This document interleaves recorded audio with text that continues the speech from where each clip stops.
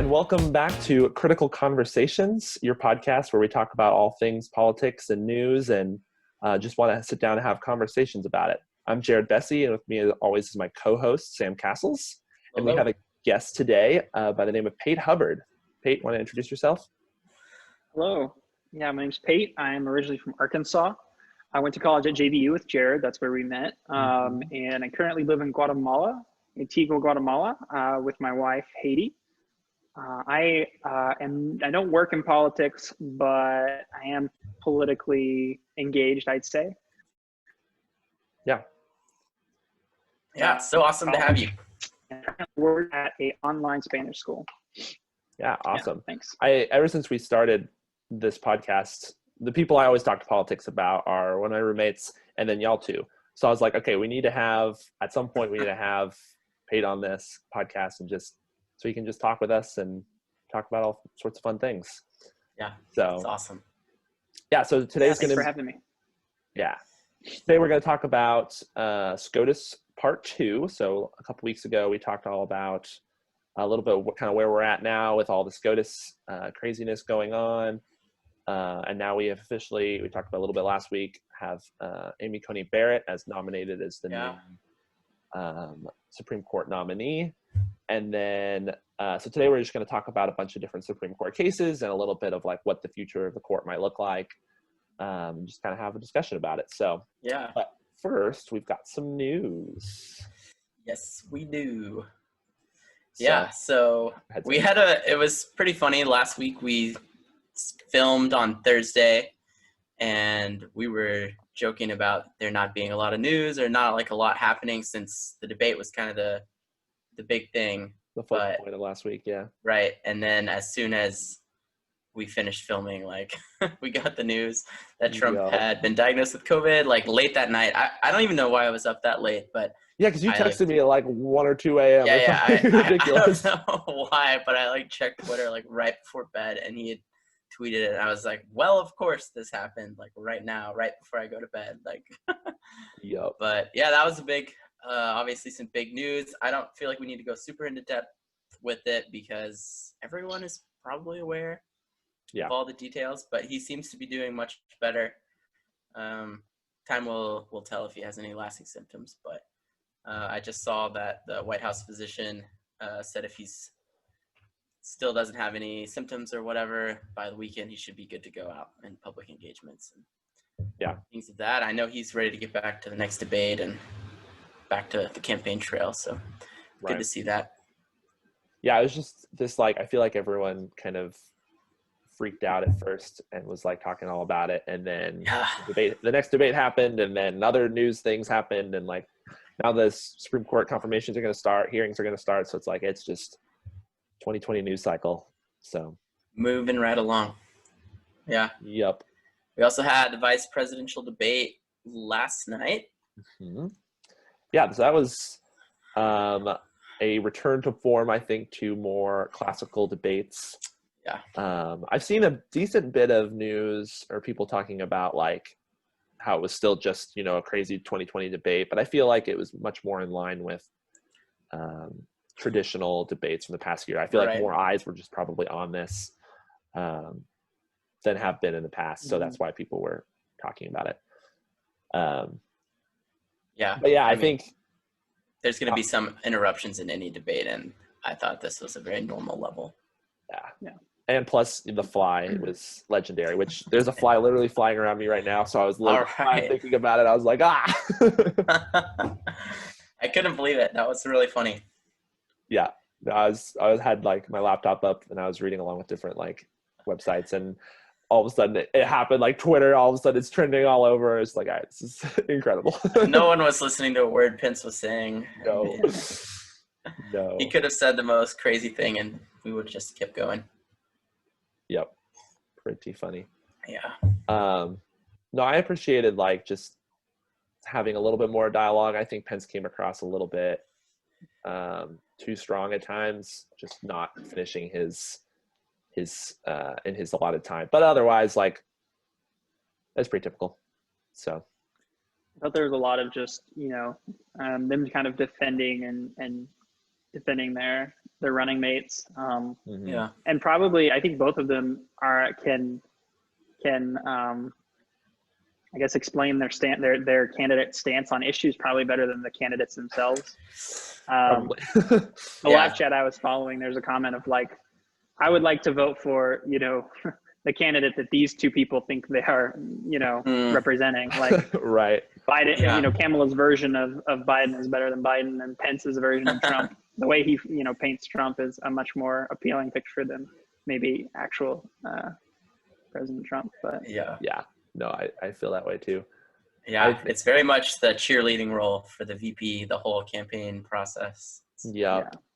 I think it is a little bit interesting, and I was a little more interested because I feel like there's been pressure, especially on Kamala, like, well, if Biden's too old or like unfit or whatever. So I feel like that gives it a little bit of an interesting spice. But mostly it was dodging of hard questions and not a lot of straight answers, which is very typical for right. What do you expect? Yeah, it was more decorous, but I don't know if it was very much more informative. Like, it was kind of the same. If you're paying any attention to politics at all or have already heard these talking points, then it was the same script that you sort of expected. But I could see if someone was like a little bit out of the loop and didn't know a lot about Pence or Kamala, then it could probably be helpful. Yeah. I'm curious to what y'all thought, because we talked about this a bit last week, but Kamala said that, like, avoided the question of whether they're going to pack the courts, since we're talking about the Supreme Court. And I'm of two minds about it, because on one hand, I'm like, okay, she's clearly saying this to, like, because she wants to pack the courts and she doesn't want to freak anybody out. But then on the other side of me is like, well, people are already freaking out about that, so why wouldn't she just say it, as opposed to all of the, like, so maybe they're not saying it because they don't want to lose the left wing, but, like, I don't know. I'm of two minds about it. So I wonder what y'all thought. Yeah. Do you have a take, Pate? I tend to think it's the second. I think it's they don't want to throw off moderate voters, nor do they want to anger the left flank, which I think they probably spend too much time worried about the left, especially in a campaign where you're running against Donald Trump. And particularly when the far left are younger folks who don't turn out anyway. But I mean, with 4 weeks to go, I think it's probably one of those things where you can afford to say nothing for 4 weeks. You can probably get away with that. I mean, as a politician, you can probably get away with saying nothing as long as you want. Particularly this close to an election, I feel like there might have been a backroom discussion in their campaign of, like, a great reason for why you would want to say we are going to pack the courts and a great reason for why you wouldn't, and they're just like, let's just say nothing. Plus, you don't want to scare the right and increase turnout there. I don't know. I feel like it's like all of Biden's campaign has been about playing it safe. This is just the latest, That's 100% right. Yeah. Yeah. It's interesting though. I think you're right. Like, they're, not wanting to commit. I think they like having the threat of it be there. Mm-hmm. But again, not the committal. But it's weird. I mean, usually when politicians dodge issues, they can sort of divert or sort of play somewhere in the middle. But it seems so black and white. Like, will you or won't you? And just like there's no middle ground there. They're just like, don't answer. There's no middle ground. There's no ambiguity. Like, even stuff like fracking, like, we've seen Joe Biden be like, okay, on one hand, I don't want new fracking or like federal fracking, but I'm not going to ban fracking. So it's like, there he's able to sort of play both sides of the coin. But with this, they just literally are like, the voters are going to decide. Like, they just like move on. Next question. Yeah.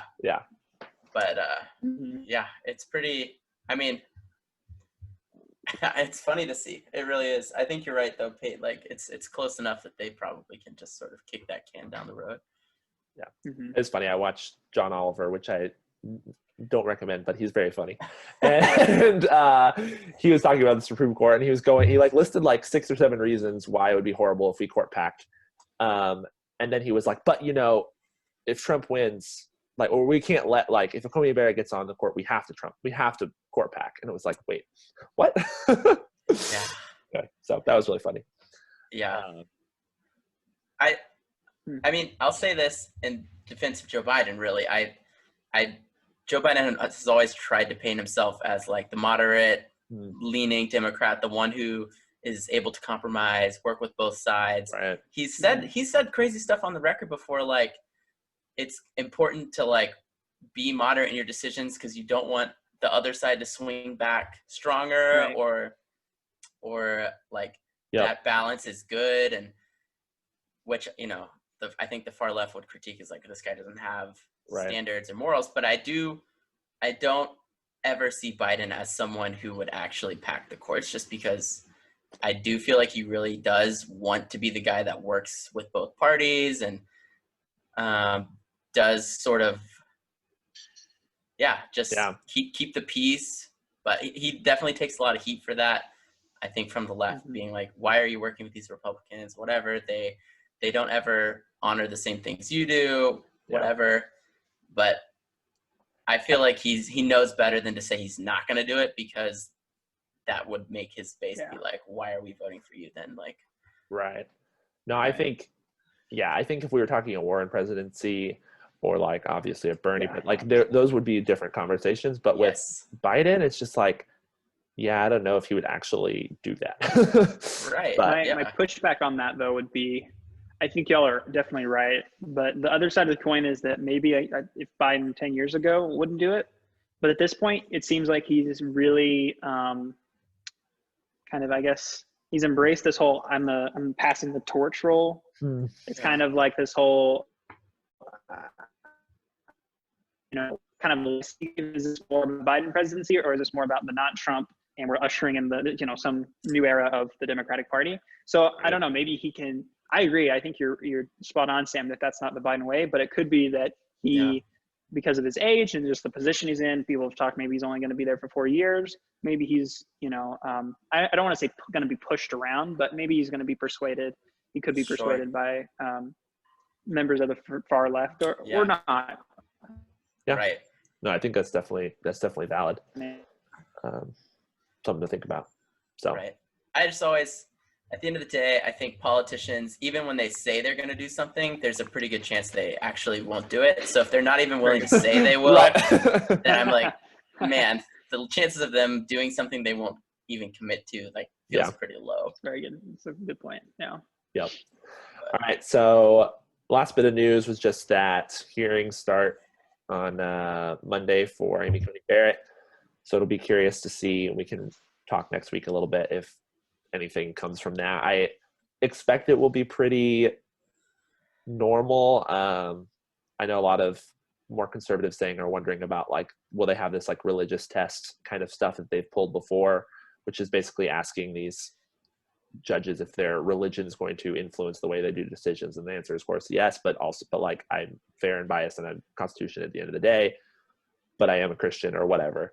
But I think that played so poorly before, that's not going to happen this time, is my guess. The way Kamala on Tuesday was like, I am religious, Biden is religious, like, we're religious. So it'll be interesting to see if anything exciting happens. Yeah, it feels like the main critique is going to be it's too close to the election. And like, I can't imagine anything gets further than that, but who knows? There's time, I guess. Yep, for sure. Great. Okay, so last time about Supreme Court, we talked a little bit about some of the history and some of the kind of like big ideas that led to the Supreme Court and the founding, and kind of how a case gets to the Supreme Court and all that kind of stuff. So today I kind of just want to talk about some Supreme Court cases and some of both the fun cases and the important cases, and just talk about them for a little bit. So, because I just love talking about Supreme Court cases, and so you guys can see my nerdy side. It's great. I wanted to recommend for anyone who wants to just like learn a bit about important Supreme Court cases or hasn't heard about a lot of them. There's a great Business Insider article that's 45 cases that are like really foundational in American history, and that each case is like, a paragraph or two in explanation, and it's a really good primer on that. And it's a nice reminder if you've heard of them before. You're like, oh, I know that name, but I don't remember what it's about. It's a good article. Yeah. I actually had to sit down and we throw this term around, landmark court decisions, right? Right. Like landmark cases. I was like, what actually constitutes a landmark decision? So I just looked it up on Wikipedia really quick, and it basically, a landmark decision in a court is something that substantially changes the interpretation of existing law or settle a law in more than one way. So it could be like establishing a new legal principle or concept, overturning prior precedent based on its negative effects or flaws in its reasoning, distinguishing a new principle that refines a prior principle, thus departing from prior practice without violating rule of state decies, which I don't think we need to get too into, and then establishing a test or measured standard that can be applied by courts in future decisions. So I'm assuming a lot of the ones we're talking about today are sort of like landmark. Yeah, I mean, like, I think there are often cases that can be almost landmark, or that like think there might be landmark cases. Like, for example, Masterpiece Cake Shop, which was the Supreme Court, the baker who said he wouldn't bake for a gay couple and went to the Supreme Court, and then the Supreme Court ruled that it was okay, but it was really this tiny narrow ruling that was just saying, like, in this case, the Colorado Commission was, anti-religious towards him, and so that's why we're going to rule in his favor, not because of an overriding principle. So I think like that's a case where it's like, oh, it could have been a landmark case, and instead it's like a small stepping stone for maybe a future landmark case. Right, and that's by the court's decision, right? Like, right, yeah, no. The way they phrase it, they could have phrased it like, we take this case as an opportunity to say that going forward, here's the blanket rule. And sometimes they choose to not do that blanket rule and just stick to this, like you said, one incident. Yeah, and I think that's pretty like traditional of the Roberts Court, which is who is the Chief Justice right now. Yeah. He's very like, okay, we're going to rule on this one case, and careful in this bipartisan era not to rule too big of decisions on either way, which I think is a good thing in general. But as you'll see, like some of these cases are, changed a lot about American life. So first kind of one that was like the first big one, which we talked about last week, so I won't touch on it too much, was Marbury v. Madison, which basically instituted the idea of judicial review and letting the courts basically give themselves the power to change law and to review cases or review laws and say whether they're constitutional or not. So that's kind of the intro thing that all the rest of these cases flow out of, right? Right. So amazing to see how we start with this like extremely vague definition of what the Supreme Court is in the actual Constitution. And like as we go through these cases, we'll sort of see an evolution of like the power of the Supreme Court and the sort of precedent that and rules that it sort of sets up for itself as it goes. It's like very self-sustaining institution. And it'll be interesting, like, so the first ones that I just want to get out of the way, like talking about kind of a flip-flopping example was Plessy v. Ferguson versus Brown v. Board of Education. As a lot of people know, Plessy v. Ferguson is the case that set separate but equal, saying that blacks and whites are equal, but they can remain separated, and that laws can flow out of that. That was like a really important decision. And then 5 decades later, Brown v. Board of Education came out and said that Plessy v. Ferguson was unconstitutional and was a bad ruling, and let the integration of schools begin, which was kind of the thing that was, no longer separate.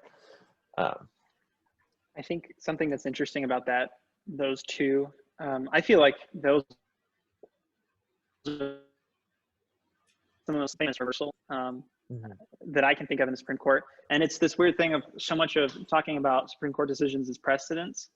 Precedent matters so much, but I think this proves that in the Supreme Court, precedent matters until it doesn't.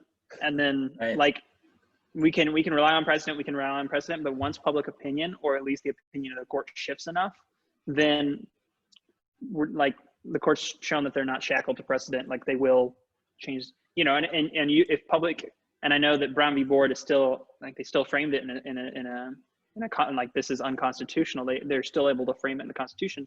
But that's what happens when like your view shifts enough. And I mean, I think we'd all say that's a good reversal, but it's just it's just an interesting concept of, we can talk about precedent, we can talk about how we shouldn't overturn prior court decisions until we think we should, and then we do. Right. Right. Yeah. No, I think you see, obviously different sides of the aisle talking about different things that they want overturned depending on what the thing is, right? It's like, okay, if you're talking to religious conservatives, they're often going to say like some of these cases I'll talk about later, like Smith and Lemon, or these like terrible cases we have to reverse. And then you talk to more liberals and they're like, I'd be like, okay, no, those cases are fine. And then vice versa for other types of cases. Right.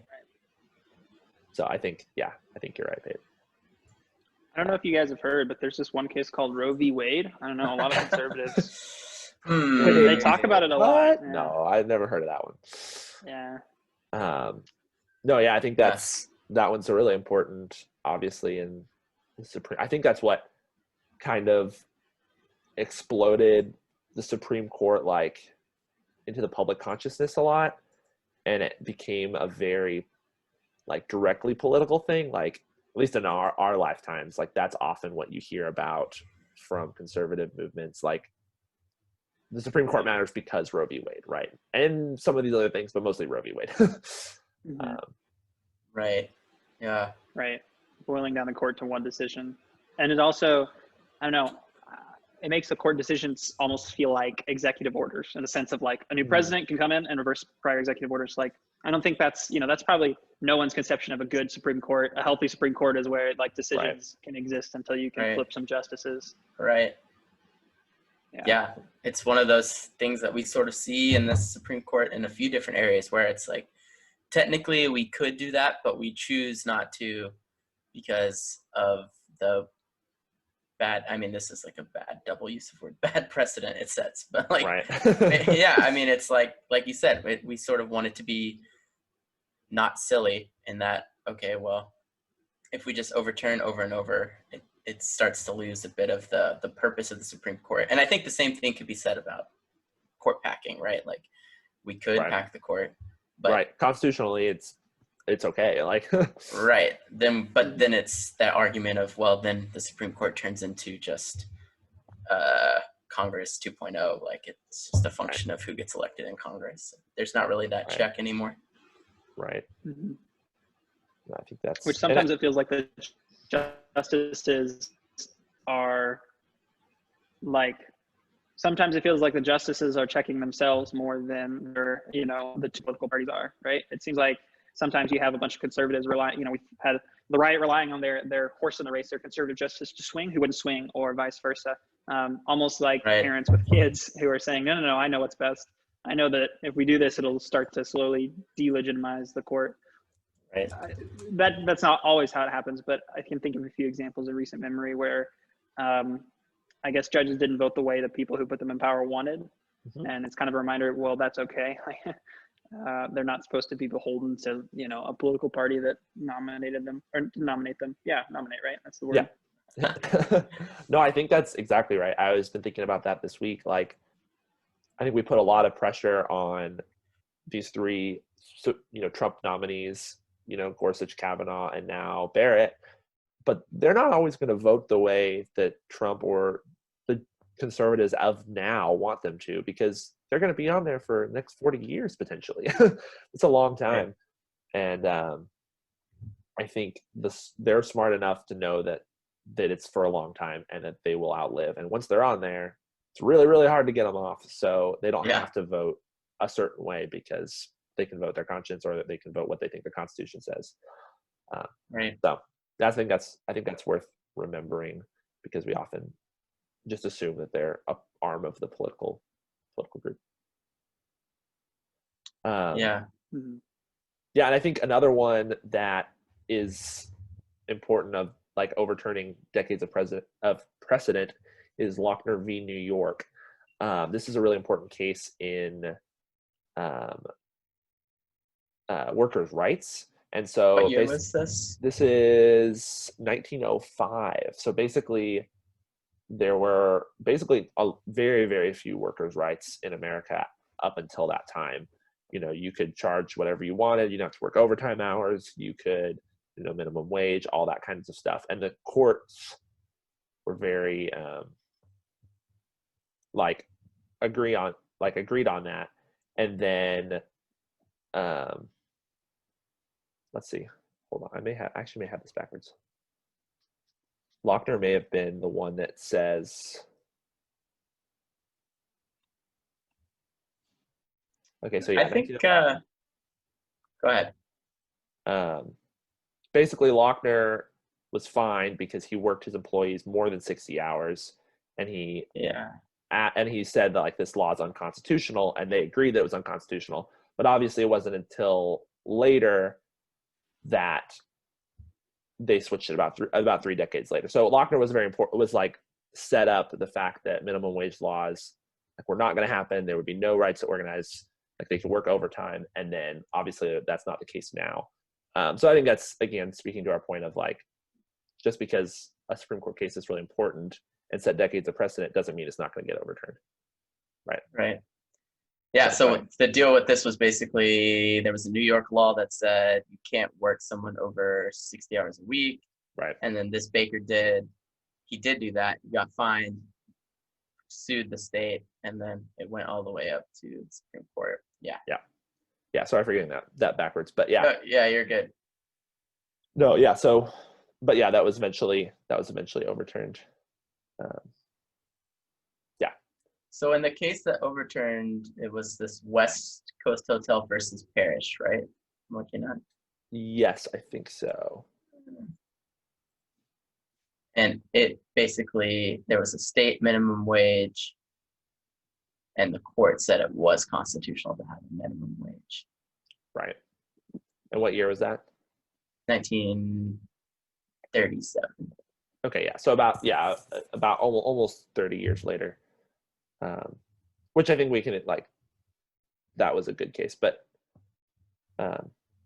basically, let states set the minimum wage, and that's the way it's been. The states still set the minimum wage. But we do have a federal minimum wage now. Yes, correct. When did the federal minimum wage get? That's a good question. Because it's one thing, right, to say, okay, states, that's up to them. Right, but if the states say $2 an hour, what do you do about it? Right. Let's see. Yeah, I just know that it's $7.25, so I don't know. Yeah. Well, it says that it's been $77.25 since 2009, but let's see. Yeah, it looked like it changed in several times in the early 2000 or in the mid 2000s. Right. In 2007, it was $5.85, and then it went up to $6.55, and then $7.25. So it's remained constant for about a decade. Yeah. 1938 required a minimum wage of $2.13. Right. Okay. Sorry, I didn't mean to go down all that rabbit hole, but no, I think, that's as talked about as a very important case at the time, because it was widely held as, or Lochner was widely held as this really bad case that was eventually overturned. So the next one I want to talk about, I think is pretty interesting, is Neer v. Minnesota, which is basically a big case for the free press. So in 1925, there was this public nuisance bill, which is called the Minnesota Gag Law, which basically let judges shut down newspapers that they didn't like. But they often said, they're obscene or slanderous or whatever. But the Saturday Press, which was a newspaper in Minnesota, had articles talking about public officials in a negative light, and it was shut down because of a judge that he had appointed. And so the newspaper fought back against that. And the court ruled that this was okay, that the press is allowed to do this. And I think that really changed the way press in America is, which I think we often think about the freedom of press as an American staple. But there were times before the 1930s when like judges, if they didn't like it or if it was out of the public vogue, they could shut it down. And then near me, Minnesota changed that and really up into that. Yeah. So that's really interesting. Right, because that went to the Minnesota Supreme Court, and Minnesota ruled in favor of the judge or the law, I think it was. Which makes sense, because why do you want to give up your own power? Right? Yeah, right. So but yeah, the Supreme Court was the last one to say, all of you are wrong. right. Freedom of press is important. Yeah. Which I think lets, like political cartoons and like all of these, opinion columns and all of the things that we associate with newspapers and, well, now like, television news and whatever. But there are still like slander laws and things in place, right? Yes. So, I mean, similar to what we talked about, I think a couple weeks ago, like with cancel culture, I think. Yes. But they also talk about like this case was important for the Pentagon Papers in the 70s, which is in Nixon, and like, so that was all like it let the press be a watchdog for the things that are happening to the government, right? The government doesn't have full control over them. Right. So the next case, which we talked about this a little before the show, that I think is super fascinating, is Wickard v. Filburn. Sam, do you want to explain that a little bit since you read about it? Yeah. So this is really interesting. Basically, Wickard v. Filburn. Let me pull up the year really quick. Know it off the top of my head. 1942. So this is sort of New Deal era rulings. Like this was a big time for federal government growth. We started to see a lot of federal involvement in many different areas, but especially sort of regulations, commerce area. Basically, Wickard, Filburn, was an Ohio farmer, and he was growing wheat. But basically at this time, let me see if I can get the wording correct here. There was a restriction on how much you could grow federally, right? Where does it say? Right. So, yeah, because it had to do with interstate commerce. Well, allegedly, right? Right. Well, that's the question, right? Yeah. So, okay, here we go. The Agricultural Adjustment Act of 1938 limited the area that farmers could devote to wheat production. Its stated purpose was to stabilize the price of wheat in the national market by controlling the amount of wheat produced. Right. So this was in 1942. So this is right during the middle of World War II, right? So the federal government at the time was like, we need to control the amount of production that's happening, to make sure that we're getting enough for everybody. Like that was the intention at the time. Yeah, trying to stabilize the price, right? Right. And the farmer grew a little bit extra, more than he was supposed to. And was he fined? Let's see. Yeah, basically he wanted to grow extra wheat to feed his own like livestock and to like keep his own family supplied, and then the rest of it he could sell. Right. So he didn't sell more than was legally allowed. He just grew a little extra for himself. Right. And then the government said, actually, you can't do that. And the law said he can't do that. And he claimed that he had not violated the law because the wheat was only for himself and it didn't fall under the Commerce Clause. But the court unanimously agreed with the law, saying that Filburn was not allowed to grow that much wheat, even though he wanted to use it for himself. Radical, yeah. Which I just think that's such an interesting decision. I often feel like if you're just creating your own stuff, then that should be fine. But the federal government, according to Wickard v. Filburn, the federal government has power in matters of state interest that they can regulate the price or even the production of a certain product. Yeah. And that's constitutional. Decision. Yeah, no, for sure. So, and this was done through the Commerce Clause, right? Right. That's what the argument is. So the Commerce Clause would, for interstate commerce, the federal government has the right to regulate certain things. But the question was, does that still apply to when you just do your own stuff? And the answer was yes. Right. So the Commerce Clause, just to read it really quick, is basically just a section. In Section 8, it says the Congress shall have power to, and talks about taxes, duties, whatever. And then it lists on a long list of things to regulate commerce with foreign nations and among the several states and with the Indian tribes. And sort of, that seems very like big picture on its base, right? Like this should be an international thing or like very high level state relation stuff. There needs to be a federal power to do something about that.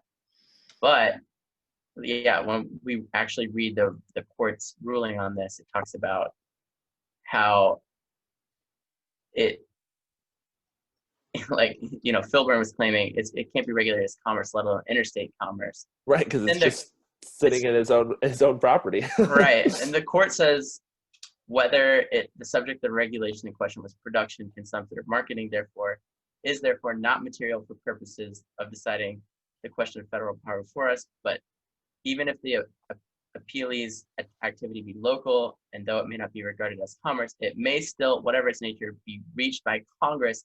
Here's the key phrase: if it exerts a substantial economic effect on interstate commerce, and this is irrespective of whether such effect is what might at some earlier time have been defined as direct or indirect.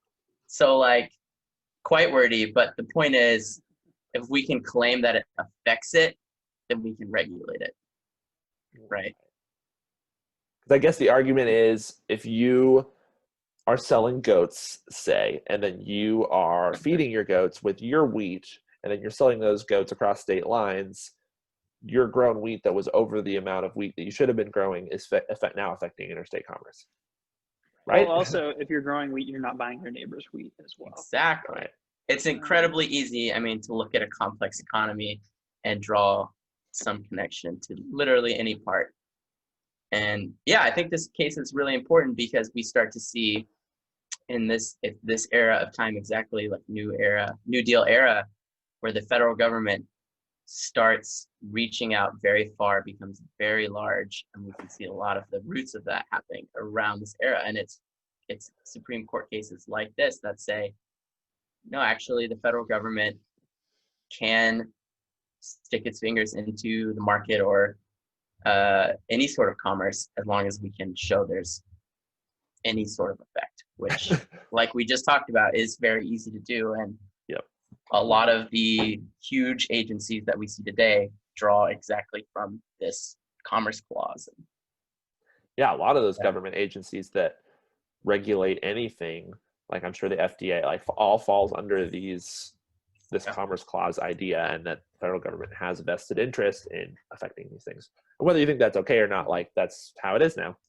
Right. And a lot changed. And you said, Jared, that was a unanimous decision? It was unanimous. Right? Yep.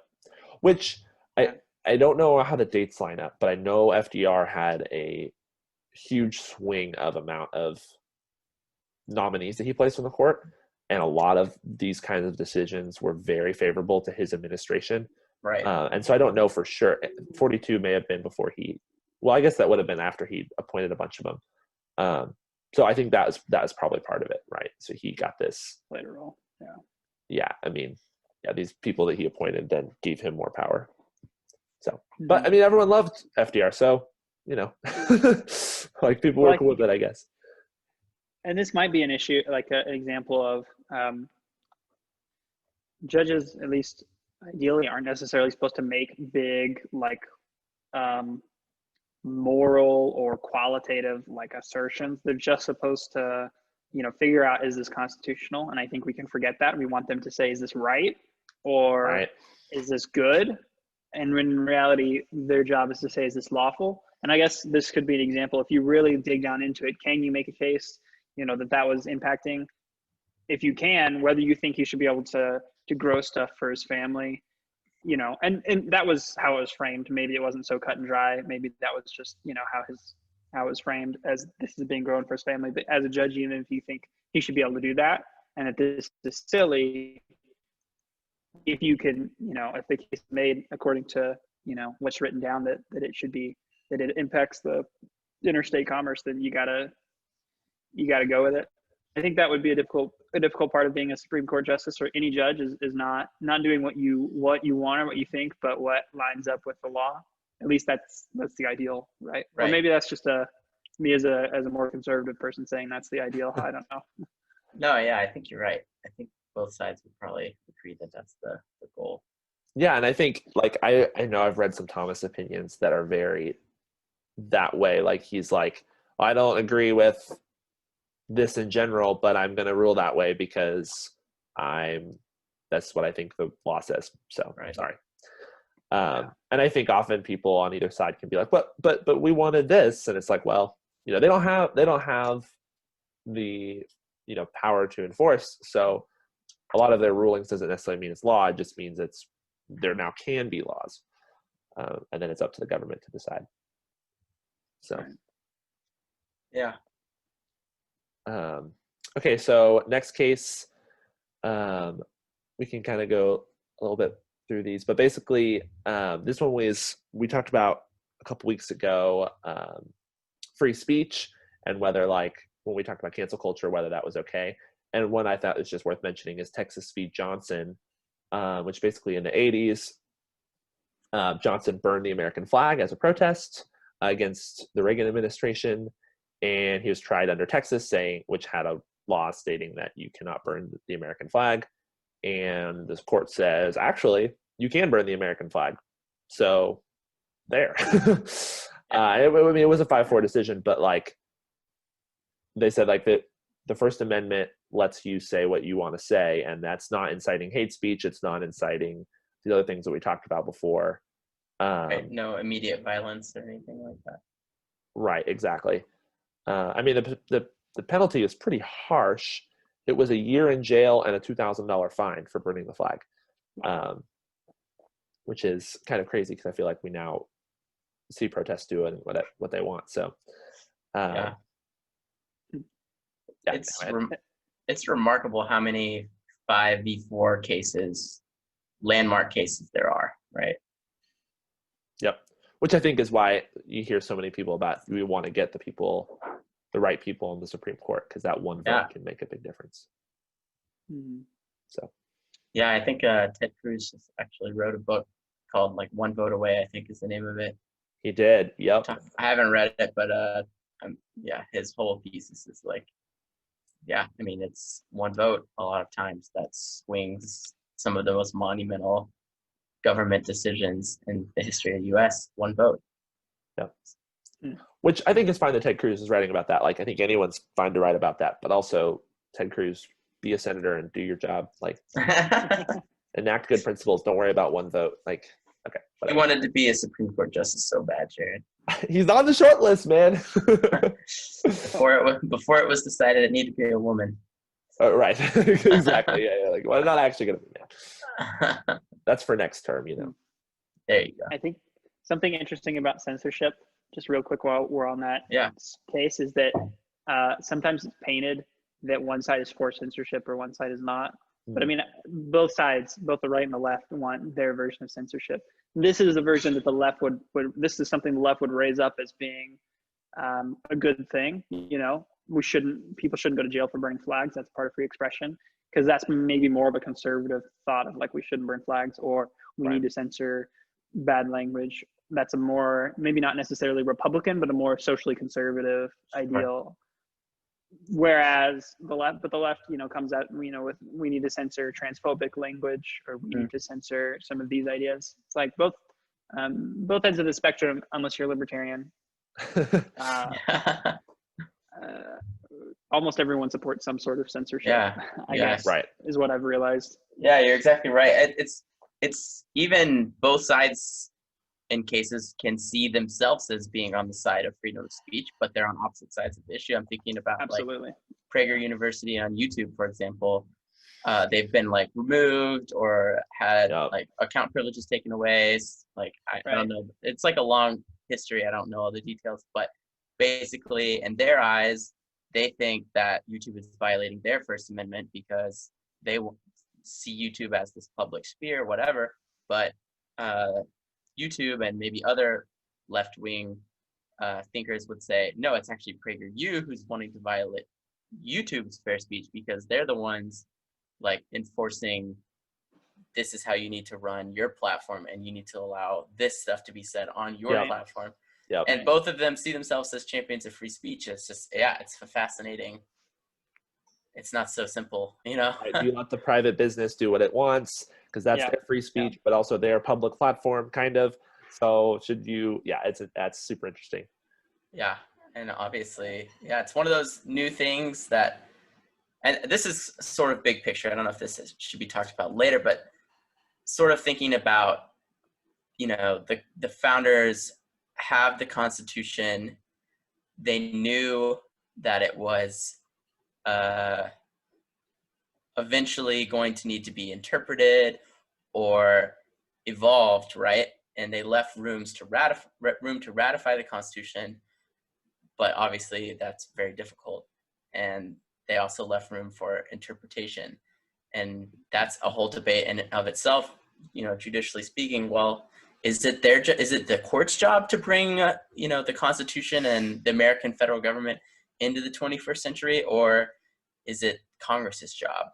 And stuff like this, PragerU versus YouTube, it sort of feels like it's kind of going to fall on the courts, but maybe there should be some more pressure on Congress to do something about it. Figure something else out. Well, while we're on the subject of free speech, one of the other big cases that I think was instrumental in a lot of this free speech stuff, which probably led to Texas v. Johnson in a way, is Tinker v. Des Moines school district. So in this case, it was the 1960s. We're in the middle of the Vietnam War. A group of students decided to wear these black armbands, basically showing their support for the truce in the Vietnam War, wanting the war to end. And they wore this out through the holiday season at their public school. And basically the school said, you're not allowed to do this. And so the question was whether can a school prohibit students specifically wearing armbands in public school? So there's a little bit more of a nuance there than just like a general person. It's like, okay, they're students, they're underage, they're in the care of a school. But the court said that yes, that does violate the students' rights. They're not inciting any sort of violence. Like they're wearing armbands. They're just stating their opinion. And just because they're underage and they work in, you know, they go to public school doesn't mean that they can't have some sort of free speech. So I think that's an important opinion in that case as well. So. Yeah. Has that changed at all since that case, Tinker versus Des Moines, or is it the same thing? Wait, say that again? Has like the law changed since that case, or is it? I don't think so. I mean, the last one. I think schools have a pretty pretty open to letting to do what they want. So kind of on the flip side of that, I'll talk about one of my favorite cases, which is Morse v. Frederick, also known as the Bong Hits for Jesus case. Yes. So this is always, I read a whole book on this at school, and I just think it's super fascinating. Did you really? Wow. Yeah. So basically, this kid, Joseph Frederick, is this kind of like, I don't know, he just really like to fight the power, you know? He's just kind of this kind of crazy kid. Contrarian. Yeah, contrarian, very much so. Very argumentative, very kind of whatever. And he always wanted to push the boundaries. So one day at a school-sponsored event, so it was during school hours, they went to this parade, and there were going to be cameras in the area. And so him and a bunch of his friends unfurled this banner that said, "Bong Hits for Jesus," which admittedly, by his own self, is nonsense. He's just saying, he just thought it would be funny. And it was, you know, oh, it's got like drugs and religion, like, oh, you know. That guy's a true American hero. Exactly. And of course, immediately the teacher that was with them was like, you can't have that up. We're at we're getting on camera. And so she forced it down. And this case goes all the way to the Supreme Court, which basically the question was, does the First Amendment let public schools prohibit students displaying messages of illegal drugs? And yes, the answer is yes. So this is kind of what you're asking about, like, is there limits to their free speech? And basically, yeah. So she can't. So the school is allowed to stop students from displaying things that are bad. And again, illegal drugs. Okay, talking about bong hits for Jesus is nonsense. Like, does that really make sense? I don't know, but yeah, that's basically the question. Yeah. Correct me if I'm wrong, Jared. Oh, sorry. Yeah, go ahead, Sam. No, go ahead. You go ahead. I was going to say, wasn't there also a lot of discussion about were they in school because they were outside of the physical building, but it was still kind of a function, but it kind of wasn't? Yes. So was that part of the case? It was definitely involved, because it was like, okay, technically they're not on school property, which is basically why Frederick said that was his argument, that like, hey, I could do this because I'm not on school property. But it was a school-sponsored event. They're with the teacher. They're under the jurisdiction of the school. They were only there because it was a class field trip. So that wasn't reached. I think stuff like that, I think is something I kind of like about the Supreme Court, is so much of it's digging like into the details. It's so not like what our normal political speech is. Like, you think about, like, if you're running for president or Congress, you're going to use you're going to say slogans, you're going to use broad, bold terms. And then the Supreme Court just seems very different in the sense that they are all about the devil's in the details and digging into weeds. I just think that's something I like about right. Or digging into the weed in this case. Yeah. No, and especially like maybe more so on the right, sometimes getting too much into details. Like there can be this sense of like, we don't need, like, all I know is that I don't like taxes, or all I know is this, or I don't know. It's sometimes refreshing how if you read an opinion, it can go so much into, well, actually, I believe this because they weren't on school property or they were on it for this minute. And like, details matter in the Supreme Court. And I think that's really interesting and appealing. Yeah. Well, I think, and like the next level of this case was, there was also this whole issue about, so the teacher, is she immune from getting sued? Because if she was on school property, or if she's in charge of the school, she's allowed to do whatever she wants, and like, it's okay. But the court ruled that she's not immune from lawsuit. So like, personally, so just because the teacher can say you can't say this message doesn't mean that like you can't sue her because you think that's wrong, if that makes sense. So I think there are a lot of details, and it is complicated. Like, the dissent in this case is like, hey, she should be immune. She should be like immune from this kind of dissent, because the people that ruled on it were Roberts, Scalia, Kennedy, Thomas, Alito. So like, the conservative majority is the ones who ruled in this case. But anyway, so that's one of my favorites, bong hits for Jesus case. So if you don't remember anything else, remember that. So I kind of want to run through, so we're running along on time here. So I kind of want to run through some other fun cases that I think are interesting. So one of these is United States v. Cosby, which is basically this guy. So he had all these chickens, right, in his chicken coop, and every time these airplanes flew overhead from the nearby airstrip, his chickens would basically kill themselves because it was so loud. And so they would just freak out and like, peck each other to death or something. I don't know. And so he sued. Jared doesn't know a lot about chickens. Too gruesome to look into further. Right, exactly.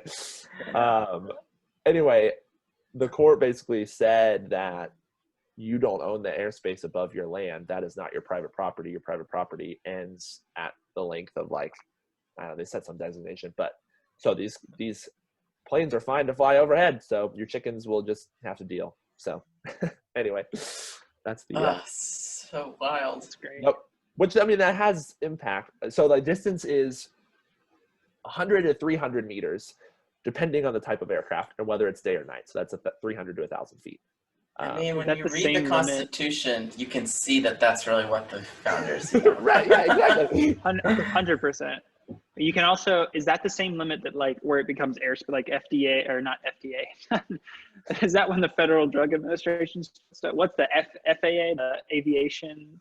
Yeah, is that also the level where like you can't be in that, or you need to be a registered aircraft kind of a thing? I'm not sure. Yeah, that's not really a judicial question, just a curiosity question. No, yeah, I think there's a ton of distinctions. Like there's so much to do with like what airspace you're in. Like some areas are too close to DC where it's like you can't go this far, and some are a lot more relaxed, and then some are probably totally relaxed. Yeah, and to clarify for this case, like he won because it was underneath that ruling. So he got compensated for the death of his poor chickens because his whole farm had to shut down actually. But because they set that limit, it basically said that that is not private property over these limits, and so you don't have to apply for all these like restrictions. So it did change the way we think about airspace. I wonder, did the planes just go like a little higher or something? I don't know. It's just like just pull up a little bit. Yeah, exactly. Yeah, that's a great example of like a not sexy court case, but like one that does set some sort of precedent that can have serious implications later on. Right. No, for sure. This one's just hilarious. Nix v. Hedden. Basically, science has proven that tomatoes are fruit. Correct. That is a fact. But because fruit was not taxed whenever this case in the 1880s, fruit was not taxed the same way vegetables was taxed. The Supreme Court ruled that tomatoes are in fact vegetables, so that they could tax they could tax tomatoes. So no joke. That is wow. Yep. So if you ever wonder why we think of as tomatoes as vegetables, so VeggieTales was just lining themselves up with the Supreme Court. That's what that was. That is exactly right. Fascinating. Was this a federal? It was a state thing, I'm assuming. Yeah, Port of New York.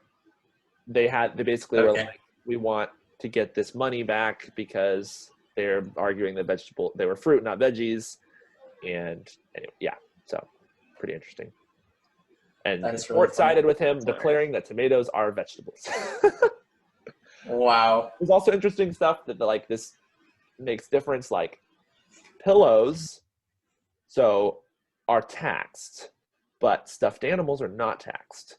So if a pillow is shaped like a stuffed animal, is it a pillow or is it a stuffed animal? Anyway, interesting stuff. Oh man. There's one Supreme Court case where it is the U.S. v. 95 barrels, more or less, alleged apple cider vinegar. So the defendant in this case was the actual 95, more or less, barrels of apple cider vinegar. Anyway, I just thought that name of that case is hilarious. It has that is a great name. And toxics and boring stuff, but the name is incredible. Let's see. I think I've got one more funny case here. Oh yeah, so this is Coates v. Cincinnati, which this is in 1956. Cincinnati basically passed a law saying it's illegal for you to be annoying on the sidewalk. So if the three more, so if we got together and we went to Cincinnati in 1964 and we decided to be annoying, that would be illegal. Or we were probably just ourselves. Oh yeah, exactly. And basically, like, the court ruled that they had to define what was annoying or not, and they sided with the people and not the city, saying that annoying speech is fine. So you can be annoying, and it's not illegal to be annoying. Teenagers vindicated everywhere. Yes, exactly. Exactly. Oh wow. But yeah, that's all the silly, funny cases I have. Those are good ones. Thank you for sharing. Well, it's fun to balance out like the super serious and landmark court cases with just some hilarious. Right. Yeah. Makes me want to take back what I said about I like getting into the weeds. Like. No, I think it's fun. Yeah. Well, we do need to get Pate out of here for a few minutes, but if Jared, we can talk him out and then finish up without him. Does that sound all right? Yeah, that sounds great. Well, thank you guys for having me. I have really enjoyed. I always love chatting politics, and believe it or not, there's not a ton of people in Guatemala that want to just chat about the U.S. Supreme Court. Wait, really? No. Yeah, That's no. called sweet bliss. You should just join them, man. Well, there is something to be said for living in a country that's not defined by one man and isn't completely divided along partisan lines. But Yeah, I do this to the U.S. as well. So anyway. How's the crime though? Well, you know, partisanship, tremendous gang violence. It's all about, you know, it's everything's right. It evens a out. balance. Oh, wow. Thanks, Well, Jared. yeah, it was great to have you, Pate. I'm glad you were able to come and share some wisdom and chat with us. Yeah, thanks so much for joining us. Yeah, happy to have you here. No, I super enjoyed it. It was awesome. Thank you guys very much. And yeah, I'll talk to you guys later. All right. Enjoy the rest of the Pate. podcast. Thanks. Right. Bye, Pate. How do I do? Leave. Flawless. Oh, well done. Well done. Yeah. Well, do we have much more? I know we're going long anyway, but we could just sort of wrap up. Yeah. If you allow to indulge me a little bit more. Do it. I'd like to talk about a few religious liberty cases. So I mentioned in our opening episode, but I work for a religious liberty law firm, basically specializing in these types of cases, cases that sometimes go to the Supreme Court. And so I just find that intersection of religion and politics, and we've talked about that a little bit, like I just find it really interesting. So I kind of wanted to talk about some of the interesting cases in that area. So Lemon v. Kurtzman is the one a lot of people talk about, which is this case that established the Lemon test for Establishment Clause cases. So this is sort of the case, right? This is one of the big cases talking about Lemon, which Lemon's interesting because it's so like in the case they established, they're like, hey, for all future cases, here are the three things you should follow. And it's like 50-50 on whether they actually follow those or not. Right. Because, well, isn't that sort of unusual for a court case to rule this way, or no? Yes and no. They will sometimes, when they're making like these broader claims, as we were talking about earlier, set up things to help for the future. Similar to kind of the idea of like when they establish judicial review, like that's why it's one of those landmark cases that establishes a new precedent. But yeah, so they set this up, and basically they had to say it is okay for things to be on government land, so like monuments or like words or like basically things that have to do with the Establishment Clause is their connection. So explain the Establishment Clause really quick. Yeah, so the Establishment Clause is different from the Free Exercise Clause. So those are the two things that have to do with religion in the First Amendment. So the Free Exercise Clause is whether you can live out your faith, like so having the free exercise. The Establishment Clause is when you get into what does the government have to do with religion, right? So is something established to be in the government, can it be religious? So for example, an Establishment Clause case that's famous is I forget the name of it. I want to say Van Orden v. Perry might be it, but it's this case in the Texas state capitol. There's this 10 Commandments monument. Okay, someone sued saying that's not allowed. Is the 10 Commandments monument, which is a clearly Christian thing and Jewish thing, is that allowed to be on government property? And so that's like kind of an example of the Establishment Clause. And there's a ton of other things that go into it. It's not just about monuments. But it's kind of that's the distinguishing between Free Exercise Clause, which I think is what we often think of when we think of like freedom of religion. Yeah, there's not a lot of nuance in today's understanding of freedom of religion and what separation of church and state is, and none at all. It's like it's very complicated. It's not as easy as you would think. So our case had to do with Lemon. So First Liberties, one of our big case that went to the Supreme Court is the American Legion versus the American Humanist Association. It has to do with this Bladensburg Cross Memorial, basically this giant cross that was built in the 1920s after World War I, and it was transferred to public land because they wanted to build a highway through it in the 1960s, and is that violate the Establishment Clause because it's now being maintained, by government workers, government employees. But and it's obviously religious, right? Obviously religious. It's a Christian, it's a giant cross. And so this was a question of Lemon, okay, so you have to look at this Lemon test, which says, does it have a primary secular purpose? Is its principal effect neither aid nor inhibit religion? And does the government and religions not excessively entangle? Which obviously those words have been argued to death, what those actually mean. What's excessive entanglement is often in Bladensburg is a government employee having to work the grounds. Is that excessive entanglement? I don't know. The question is hard. But in American Legion, they ruled that the cross was okay in a 7-2 decision, basically because it's historical and it's a historical precedent. And they basically said, or some of the justices in the concurring opinion said, that Lemon is basically over for these kinds of cases, because the court has now ruled several times in favor of religious memorials. So they're saying kind of done. We might have jumped over the actual Lemon ruling. Can we just restate? Yeah, sorry.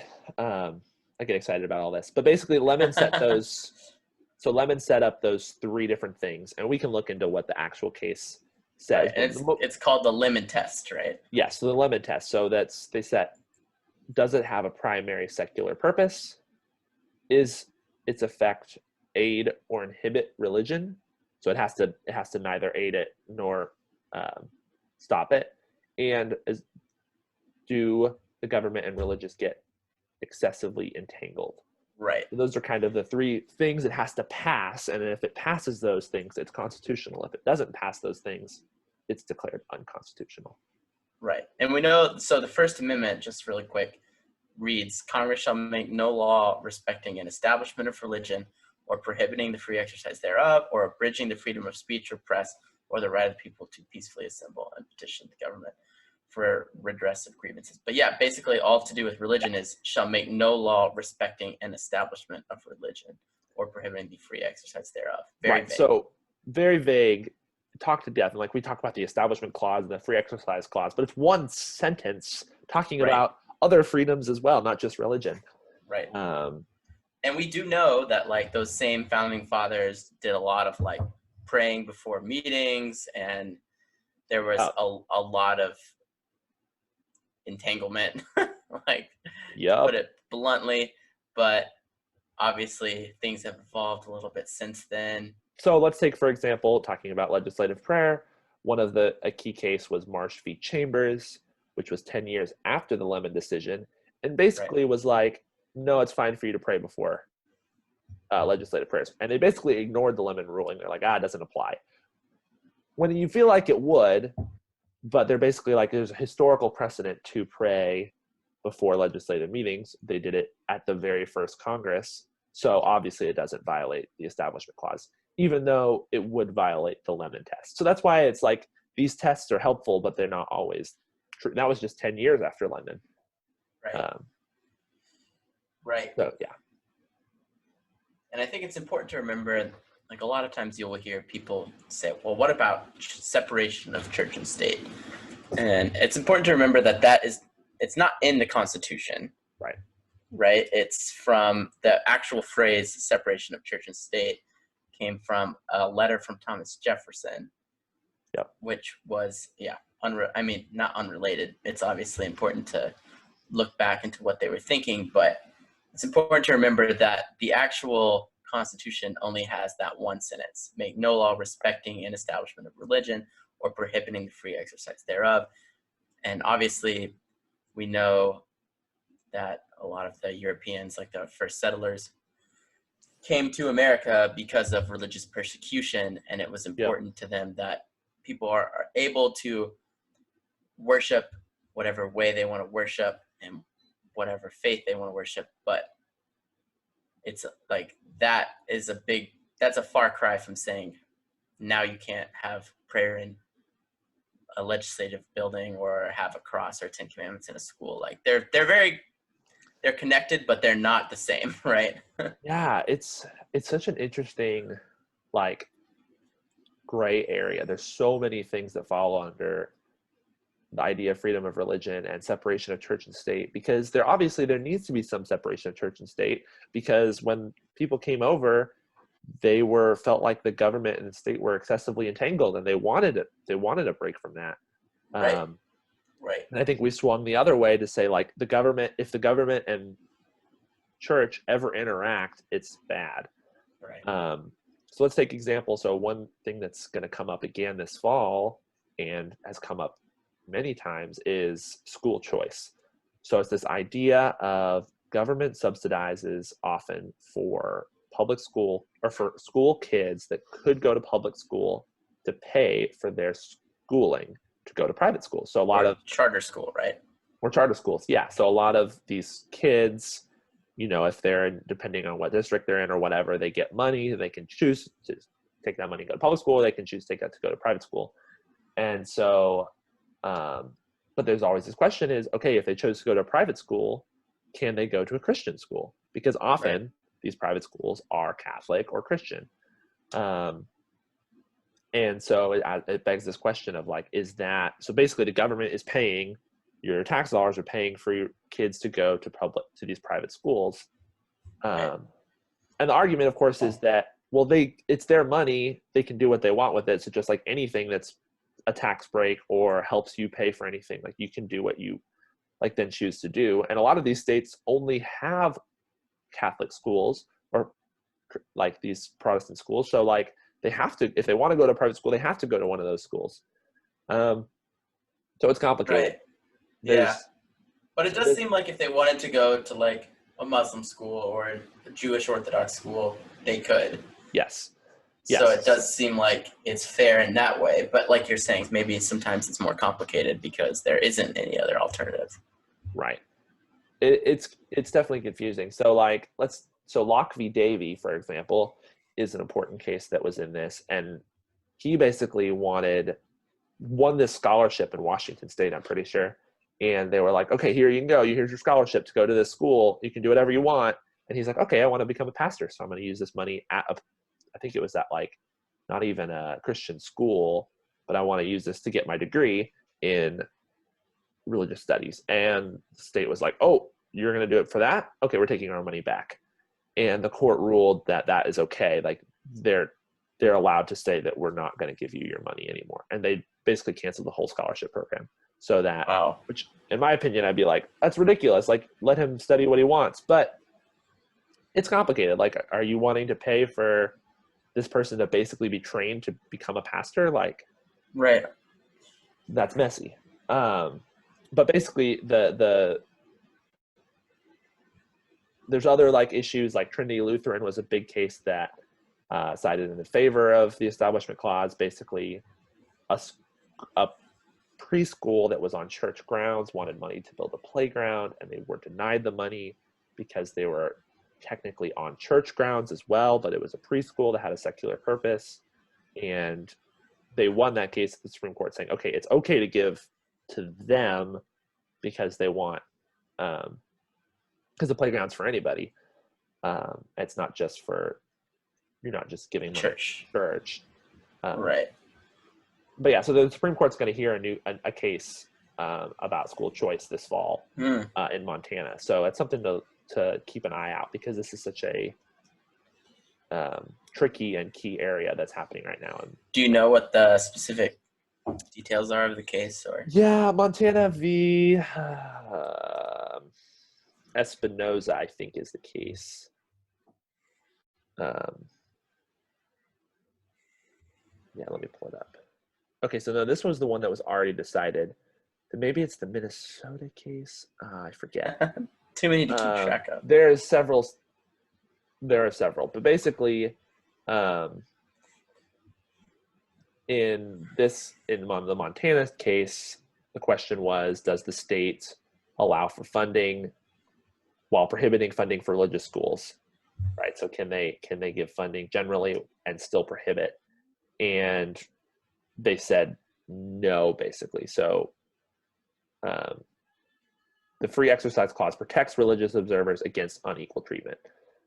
So the no aid provision excluded religious schools, benefits solely religious statutes. So the law must be reviewed. So that was a good reviewing for this school choice idea. But it's complicated. Like, it's going to continue to be discussed, and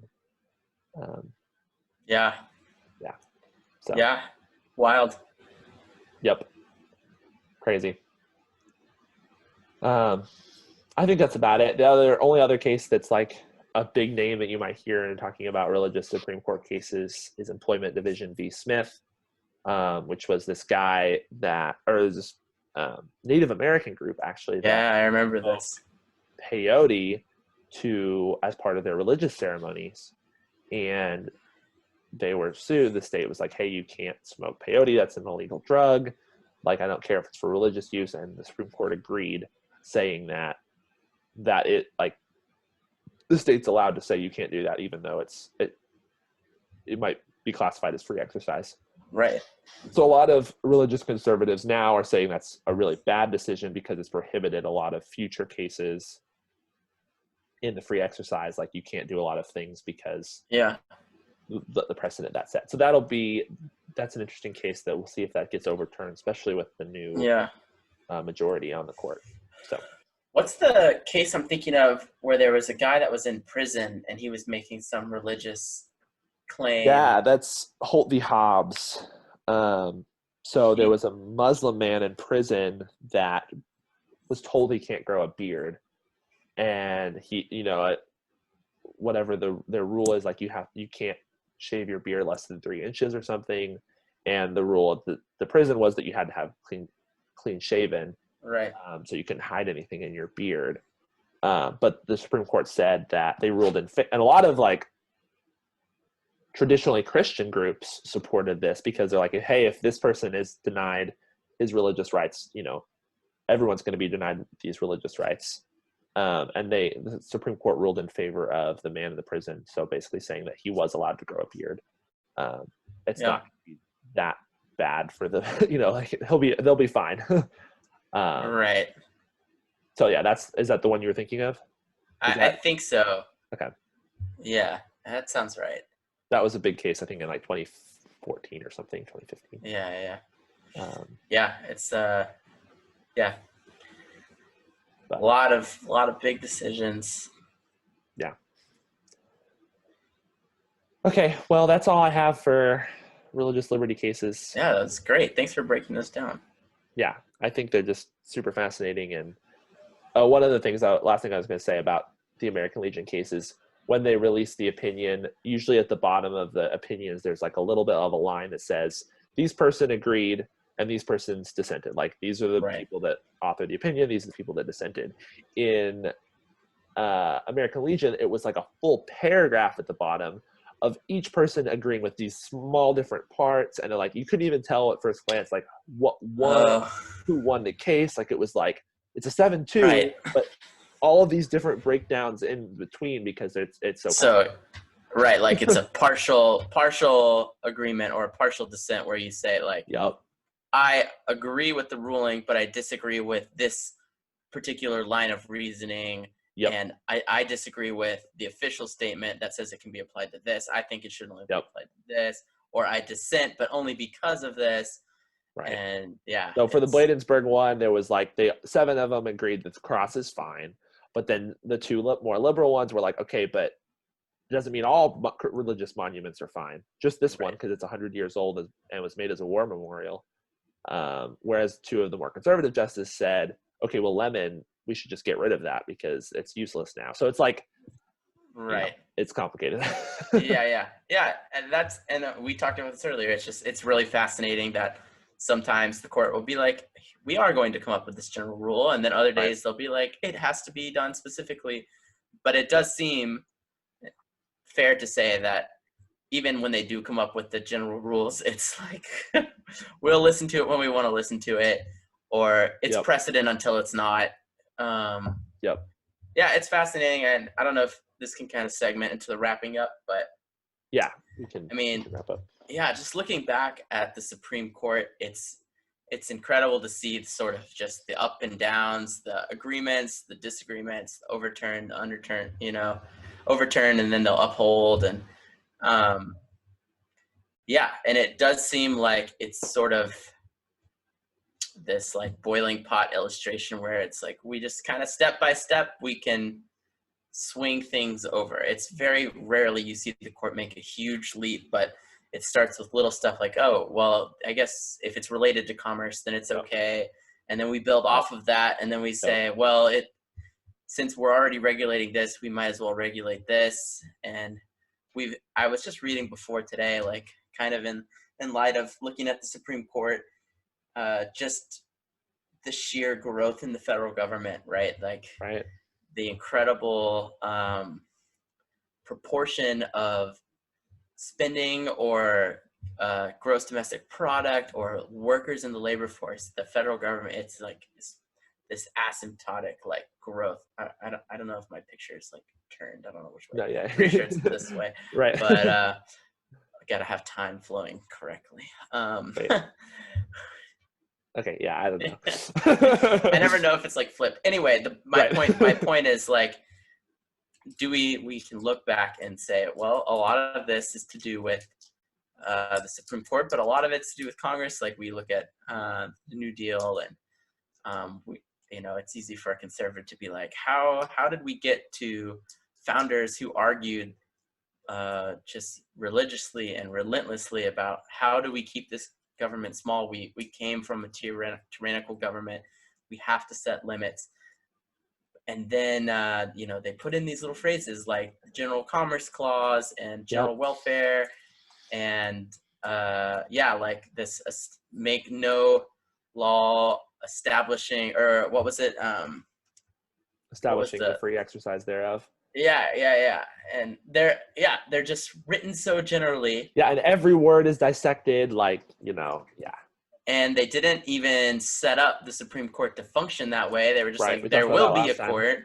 Yep. Right. So it's obvious to me that like we do have this Constitution. Yes, I will see a lot of Republicans or conservatives be like, the Constitution is so clear where, we need to have small government and it needs to be interpreted this exact way. But it is obvious to me that there were a lot of intentional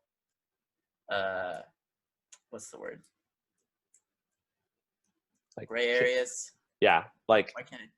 Because like the court has grown, or the country has grown so much since the 1700s, right? Like there had to be room for growth and change, and and the founders knew that, right? They yep. But it when thinking about the Supreme Court, there's just this question on my mind, like, well, is it really the Supreme Court's job to bring us into the 21st century, and or is it sort of, no, we have to interpret like literally what they meant, like we talked about in the textualists, like this is what it meant at the time, so we're sticking with that, and if you guys want to interpret that, that's up to Congress to like enact a law, enact it and make a law. So it's really stunning to look back like this and sort of see the evolution of our federal government and how much the court has played a role in that. Yeah, it really has. It's important. And so kind of as a closing, like encourage you to learn about it, learn what the Supreme Court's doing. It's less partisan, I think, than we want to make it. And I hope that it stays that way, because they're true. They should be true reviewers of the law. I think we get caught up in that, but also what they decide is important and can really change the way, you live your life. And so it's worth keeping up to date about. And I think it's really interesting. So. Right. Yeah. It's easy to sort of, Supreme Court decided this, executive branch decided this, Congress decided this. And it seems like they can all do anything at any given time, right? Like as long as we phrase it with the right way. And that's part of the reason it's so complicated and the Supreme Court's become so powerful. There's just a lot less delineation than there used to be. Yep. Which, All right. Well, I think we should wrap this up. We've been going for a Yes. while, so. We have been. Do you have a recommendation? We didn't talk about this beforehand, but. I know, we didn't. Honestly, I have a few things floating around. I mean. Go for it. Whatever you got. All right. I'm going to recommend chess.com. It Ooh. is. I'm going to go ahead and share a page. Let me. And I remembered to make sure that you can share, so you're welcome. Oh, look at you. The one time we almost didn't use it. I know. Okay. I'll go ahead and type it in. So if you know me at all, you know I'm a long time chess fan. I'll go ahead and share my screen. It's ridiculous. Here we go. So I know for a lot of people, you learned how to play chess, you've been interested in it, you sort of know the rules, but like that's kind of where it ended. And I know a lot of people in quarantine or COVID or whatever who have like taken up chess again or become interested in it because it's a great like time killer, to be honest. And it's easy to play online. Chess.com is. I have been on chess.com. I was about to say, as long as I've known you, basically. Yeah, I don't want to like take a little funny. Let me see if I can log in and see. I have like a really old account. No one hacked me. Please don't hack me. Right, because people didn't know about. Yeah. Love the username that's like so, and the password is so short because you made it so long ago. You didn't have all the way back. You have now. Yeah, so let's see. Am I able? I was on here as such a little kid. I'll wrap this up. I remember. Yeah, profile. Join 2010, May 9th. Yeah, 2010, May 9th, which is 10 years. Also, over 10 years ago. I dig the 116 avatar. I actually like started making like friends on this website when I was young, and then it became too much of a social burden to get on the site because people would be like messaging me and wanting to talk to me. So then I made like an alt account, and I have like 2 accounts, and yeah, so this one has 4,200 games. The other one has, let me see, 5 million. Let me wait. How do I? No, see, now you're logged into the wrong one. Oh, see the issues. Now there's like things. Oh no, I'm doxing so much information right now. Okay, the other one probably has an easy. Let me wait. I think on my other. Hold on. Is it on your other window? Yeah, I can see it. No, I'm just seeing what's current. All right, I'm gonna leave that up. What is my other account? It's even more. Okay, it's about 5,000 games here too. So between these 2 chess.com accounts, I've played like 10,000 games of chess. That's amazing. And yeah, I wonder if it tracks hours. It probably doesn't. Amazing.